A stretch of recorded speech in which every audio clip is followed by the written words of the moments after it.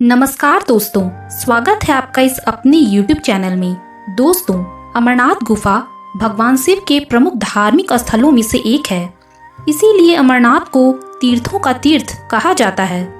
हर साल दुनिया भर से हजारों श्रद्धालु भगवान शिव के दर्शन करने आते हैं। इस गुफा में 10 से 12 फीट ऊंचा प्राकृतिक शिवलिंग बनता है। ऐसा माना जाता है कि इस शिवलिंग के दर्शन करने से भगवान शिव की विशेष कृपा मिलती है। दोस्तों, आपको ये भी बता दें कि अमरनाथ गुफा दक्षिण कश्मीर के हिमवर्ती क्षेत्र में है।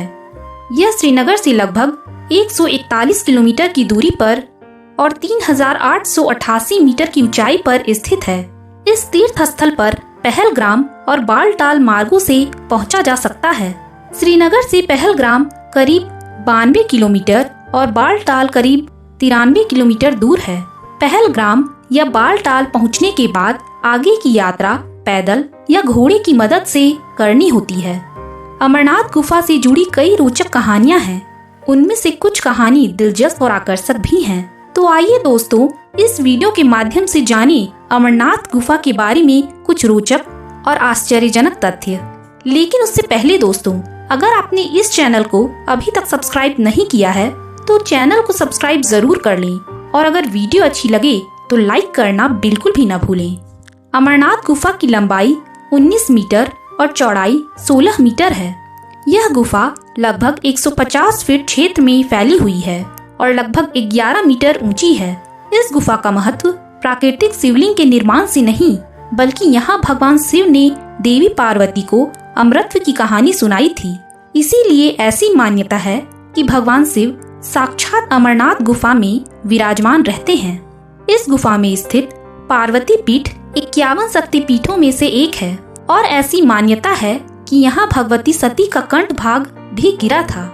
दोस्तों, क्या आप जानते हैं कि कश्मीर में 45 शिव धाम, 60 विष्णु धाम, 3 ब्रह्मा धाम, 22 शक्ति धाम, 700 नाग धाम तथा असंख्य तीर्थ हैं, पर अमरनाथ धाम का सबसे अधिक महत्व है।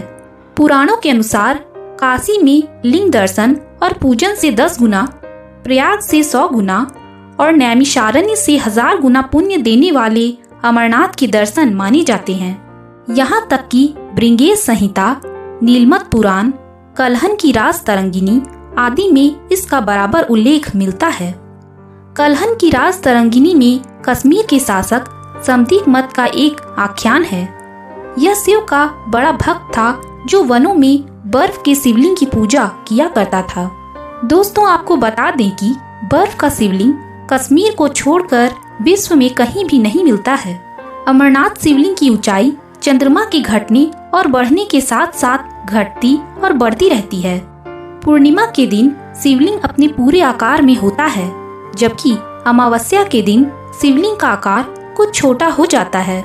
यहाँ स्थित शिवलिंग पर लगातार बर्फ की बूंदें टपकती रहती हैं, जिससे लगभग 10 से 12 फीट ऊंचा शिवलिंग निर्मित हो जाता है। यह गुफा हिमालय पर्वत पर करीब 4000 मीटर की ऊंचाई पर स्थित है।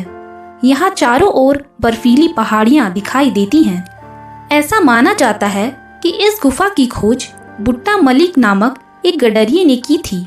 वह एक दिन भेड़े चराते चराते बहुत दूर निकल गया। एक जंगल में पहुंचकर उसकी एक साधु से भेंट हो गई। साधु ने बुट्टा मलिक को कोयले से भरा एक थैला दिया। जब वह घर पहुंचा तो उसने कोयले की जगह उस थैले में सोना पाया तो वह बहुत हैरान हो गया। कोयले सोना बन गए थे। यह चमत्कार देखकर चरवाहा आश्चर्यचकित हो गया और साधु को खोजने के लिए पुनः उसी स्थान पर पहुंच गया। साधु को खोजते खोजते उसको अमरनाथ की गुफा दिखाई दी, परंतु साधु नहीं मिला। उसी दिन से यह स्थान एक तीर्थ बन गया। शास्त्रों के अनुसार इसी गुफा में भगवान शिव ने माता पार्वती को अमृत की कहानी सुनाकर इसका रहस्य बताया था, परंतु अमर कथा सुनाने के लिए समस्या यह थी कि कोई अन्य जीव इस कथा को न सुने। इसीलिए भगवान शिव ने 5 तत्वों पृथ्वी, जल, वायु, आकाश और अग्नि का परित्याग करके इन पर्वतमालाओं में पहुंच गए और अमरनाथ गुफा में माँ पार्वती को अमर कथा सुनाई। माँ पार्वती के साथ इस रहस्य को सुख अर्थात कबूतर ने भी सुन लिया था। यह सुख बाद में सुखदेव ऋषि के रूप में अमर हो गए। पौराणिक कथाओं के अनुसार भगवान शिव ने गुफा तक पहुंचने के लिए पहलग्राम मार्ग लिया था। जब भगवान शिव अमृत कथा को सुनाने के लिए माँ पार्वती को गुफा ले जा रहे थे तो उन्होंने पहले इस स्थान पर अपना वाहन नंदी को इस जगह पर छोड़ दिया था। इसीलिए इस जगह को पहलग्राम कहा जाता है। यह श्रीनगर से 96 किलोमीटर दूर है और पहाड़ियों की चोटियों से घिरा हुआ है। पहलग्राम के बाद अगला स्थान चंदनवाड़ी है। यह पहलग्राम से 16 किलोमीटर दूर है। विश्वासों के अनुसार भगवान शिव ने यहाँ एक बहुत ही अनोखी चीज को किया। इस जगह को चंद्रमौली के रूप में भी जाना जाता है, क्योंकि भगवान शिव ने यहाँ अपने सिर से चंद्रमा का परित्याग किया था। चंद्रमा ने फिर यहाँ लौटने के लिए भगवान शिव का इंतजार किया था। इस प्रकार इस जगह का नाम चंदनबाड़ी पड़ा। चंदनबाड़ी से थोड़ा आगे पिस्सू टॉप है। इस जगह का महत्व अमरनाथ के दर्शन से संबंधित है। इसके अनुसार अमरनाथ के दर्शन के लिए देवताओं और राक्षसों के बीच एक बड़ी लड़ाई हुई थी। उस समय भगवान शिव की सहायता से देवों ने राक्षसों को हरा दिया था। राक्षसों के मृत शरीर के साथ एक पहाड़ का गठन किया गया था। तब से इस जगह को पिस्सू टॉप के नाम से जाना जाता है। पिस्सू टॉप के बाद अगला गंतव्य शेषनाग है। भगवान शिव ने यहाँ अपनी गर्दन से सर्प को रखा था। यहाँ नीले पानी की एक झील है जो साबित करती है कि यह शेषनाग का स्थान है। यह चंदनबाड़ी से 12 किलोमीटर दूर है। शेषनाग के बाद अगला गंतव्य महागुन माउंटेन या महागुनस पर्वत है। यह जगह शेषनाग से लगभग 4 से 5 किलोमीटर दूर है। यह 14,000 फीट की ऊंचाई पर है। ऐसा माना जाता है कि भगवान शिव ने अपनी प्रिय पुत्र गणेश को यहाँ छोड़ दिया था। इस जगह में कई झरने और सुंदर दृश्य हैं। महागुन माउंटेन के बाद अगला गंतव्य पंचतरणी है। यह महागुन माउंटेन से 6 किलोमीटर दूर है। यह 12,500 फीट की ऊंचाई पर है। ऐसा माना जाता है कि भगवान शंकर ने यहाँ 5 पंचभट्टों का त्याग किया था, यानी पृथ्वी, जल, वायु, आकाश और अग्नि। यहाँ 5 नदियों का संगम है।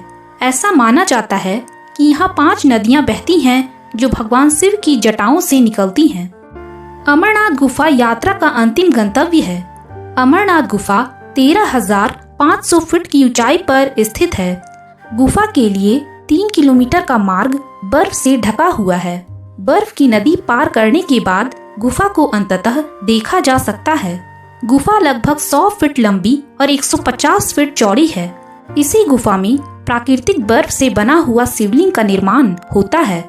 इसी में भगवान शिव ने माता पार्वती को अमरत्व के रहस्य को बताया था। अमरनाथ गुफा में शिवलिंग के साथ ही श्री गणेश, माँ पार्वती और भैरव के हिमखंड भी निर्मित होते हैं। हर वर्ष आषाढ़ पूर्णिमा से रक्षाबंधन और सावन के पूरे माह यहाँ श्रद्धालु बाबा अमरनाथ के दर्शन के लिए पहुँचते हैं। लोगों के अनुसार रक्षाबंधन की पूर्णिमा के बाद भगवान शंकर स्वयं अमरनाथ गुफा में पधारते हैं। तो दोस्तों, ये थे अमरनाथ गुफा और अमरनाथ यात्रा से जुड़े कुछ रोचक और दिलचस्प जानकारियाँ। अगर ये जानकारियाँ आपको अच्छी लगी हो तो कमेंट सेक्शन में कमेंट करके जरूर बताइएगा। धन्यवाद।